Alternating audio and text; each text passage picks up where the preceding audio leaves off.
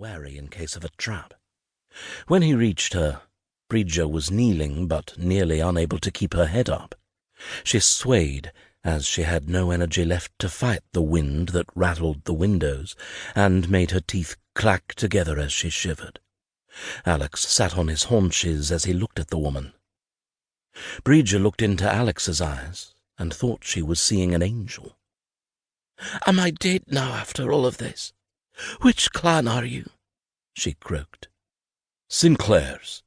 Who are you, lass? What are you doing out here alone in this gale?"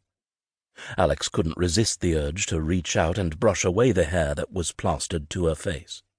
The light from the wall walk made it only slightly easier for him to see her. As he moved her hair away, she pitched forward as her eyes rolled back. Alex caught her against his chest and could feel the tremors that shook her slight frame. He could feel how her sodden clothes clung to her. He leaned her back slightly and supported her with his knee. Her lashes fluttered briefly. The last words Brighde squeezed out were, "Help me, please, help." With that, her eyes shut again. Alex wasn't sure if she lived or just died in his arms. He pressed his head forward and rested his ear against her lips. When he felt the soft puff of air, he felt himself shudder with relief. He lifted Brighde into his arms and ran back to the gate. As he rushed into the bailey, he began calling orders. "Someone fetch Hagatha. Go for the healer. I dinna care what she's doing. Unless she's delivering a bairn or sewing someone shut, she's to come to the keep. Now!" Alex bellowed. Alex sprinted up the stairs leading to the massive doors that would allow him entrance into the great hall.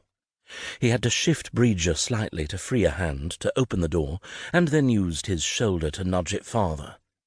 It was a relief when the wind helped him push it wide. He ran across the great hall, once again calling out orders. "Elspeth, Elspeth, bring something warm to drink. Someone bring up the tub."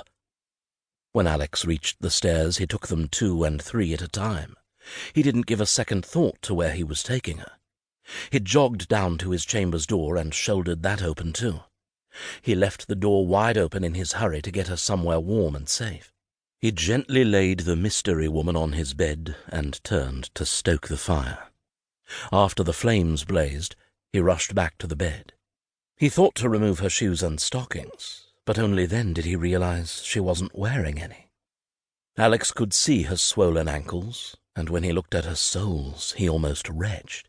They looked like someone had carved into them. Some cuts were so deep that they had become infected. There were scratches across the top of her feet, and he could see the beginnings of some that reached up her calf.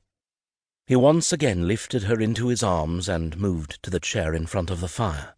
With his foot hooked around the leg, he pulled the chair as close to the fire as he dared. He had just settled into the chair when Hagatha bustled into the room with Laird Liam Sinclair on her heels. Alex could barely spare a glance at either of them, as he intently stared down at the unconscious form in his arms. Absent-mindedly, he rubbed circles on her back, hoping to warm her even a little. "She collapsed in my arms after asking where she was. When I told her, she thanked God and then shut her eyes. They have no opened since." Alex continued to gaze at her. With the light of the fire and her hair out of the way, Alex could finally completely see her face. She was lovely, beautiful. She may well be the finest woman I have ever seen. What could have befallen her that she turns up on our doorstep in this weather and in this condition? Alex took in her features. Her eyes were slightly wide apart and tilted up at the corners like a cat. Her button nose was straight and proportionate to her face. Her mouth had full lips and was wide as well.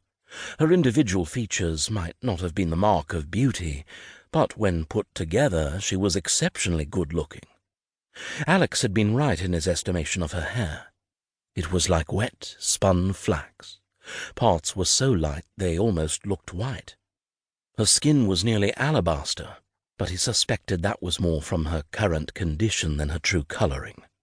She had a light smattering of freckles that led him to think she usually spent time in the sunshine. "Did she say who she was, or why she travelled alone so far north?" Liam asked.